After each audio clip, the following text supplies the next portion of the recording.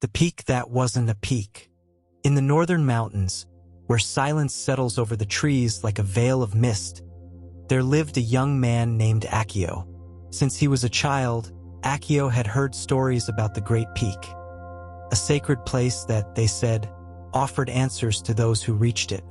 There, you can hear the whisper of the universe, his grandfather would say, eyes closed, his voice trembling like bamboo in the wind. Akio grew up with that dream beating quietly in his chest. And one morning, while the birds were still stretching their sleepy wings, he set off with a wooden staff, a small bag of rice, and a gentle hope. As he walked along leaf-covered paths, the wind spoke to him in soft tones. The stones were not obstacles, but ancient footprints left by others who had also searched. But Akio did not yet know. What he was seeking would not be found at the end of the path. It was waiting for him within the path itself. The days passed like slow-moving clouds. Akio slept beneath the trees, drank from clear mountain streams, and watched the sun disappear behind the peaks with the same serenity a monk shows when closing his eyes to meditate. Each step toward the summit felt like an accomplishment. And yet, from time to time, a quiet doubt drifted through his mind like a cool breeze. What if there's nothing at the top?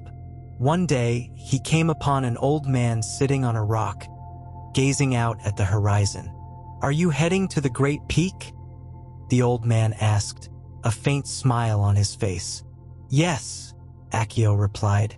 "I've heard that everything is revealed there." The old man slowly nodded. Many climb seeking answers, but they forget to look at their own footsteps. Akio fell into silence. That night, as the sky filled with silent stars, he reflected on those words. What had he truly seen on his journey? What had he felt?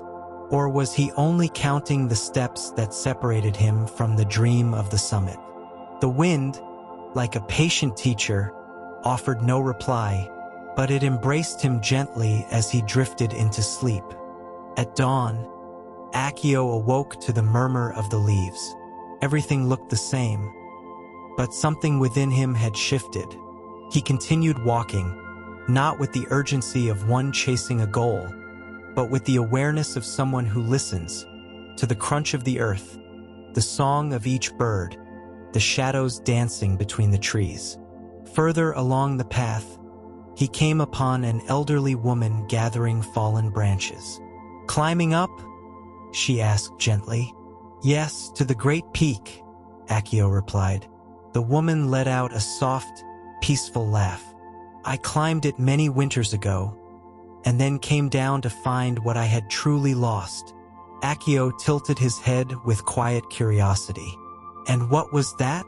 "My presence," she said, placing a branch into her basket. "I had wandered so far that I forgot where I was."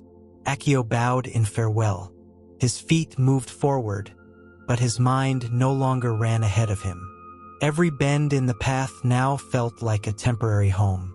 Every stone, a message. Every pause, a flower blooming deep within. The trees began to thin. The air grew lighter, and the sky stretched wider. The summit was near. Akio could feel it in his tired legs and in the quiet vibration within his chest. But now, every time he saw a wildflower blooming between the rocks, he stopped. Every time a cloud passed over the sun, he stood in stillness. He was no longer a traveler chasing a distant point, but a being walking in harmony with all things. At last, after many days, Akio reached the summit, or so he thought. From there, the world unfolded like a dream. Mountains beyond mountains, deep valleys, rivers gleaming like threads of silver. It was breathtaking, but there was no revelation, no thunder of wisdom, no voice from the sky, no magical answers.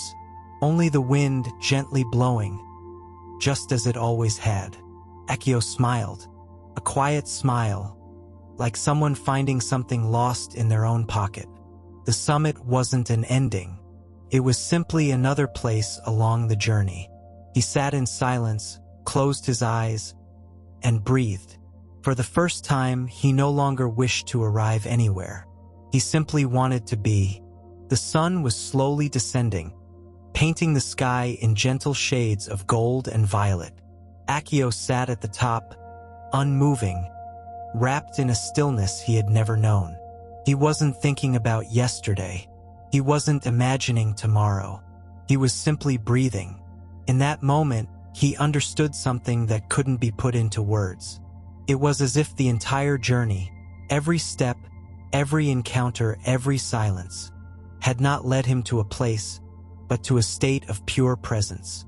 The summit was no higher than the valley, no more sacred than the path. It was simply another part of the whole. When Akio opened his eyes, he saw a small flower growing between the stones, simple and perfect. "You've arrived too," he whispered. The flower didn't reply. It simply swayed gently with the wind. And in that quiet gesture was everything Akio ever needed. With peace in his heart, Akio rose. His body was tired, but his spirit light as a cricket's song at dusk. He took one last look at the horizon and began his descent. But this time, he wasn't descending because something had ended. He was walking down because he now understood. There was nothing to finish. Every step downward was just as precious as those that had taken him up. The same moss between the rocks, the same crackling branches. But now everything felt different, not because the world had changed, but because he was seeing it differently. Along the path, he found the old man on the rock once more, waiting, as if he had always known Akio would return. "Did you find what you were seeking?" the elder asked, in a voice so gentle it barely disturbed the sacred silence. Akio nodded softly. "I didn't find what I expected. I found something deeper." The old man smiled. "Then you've understood. The summit we search for is not always the true summit." The journey back was peaceful. Akio no walked with haste, nor with a goal in mind. Each moment was complete in itself, like a single drop of rain that doesn't need to reach the ocean to be water. He passed by the stream where he once stopped only to drink, and now paused to listen to its song. He walked among trees that once were just shadows, and now noticed how they danced with the light. Life wasn't speaking louder than before. Akio had simply learned to listen more gently. When he returned to the village, people greeted him with curiosity. "So, was the summit as grand as they say?" they asked. Akio smiled, his voice barely a whisper. "Yes, but not because of what was there. It's because of what it left behind in me." That night, while the village slept and the moon glowed gently over the rooftops, Akio sat in the same spot where his grandfather used to tell stories. He closed his eyes, and for the first time, he felt no need to seek. The breeze caressed his face with tenderness. The whole world seemed to breathe with him in one long, quiet exhale. He was no longer the young man chasing answers, nor the traveler climbing mountains. He was simply Akio, present, whole, silent. In the distance, the forest whispered. The night murmured. A distant owl sang. Everything happened effortlessly, like the heartbeat of the universe. And Akio, with closed eyes and an open soul, understood. The summit that wasn't a summit was life itself, just as it is. No striving, no escaping, just being, like a flower that does not seek to bloom, and yet it does. And so, in the rhythm of slow breaths, and thoughts dissolving like morning mist, Akio let himself be embraced by sleep. A deep sleep, quiet, peaceful, like the summit, like the wind, like the now.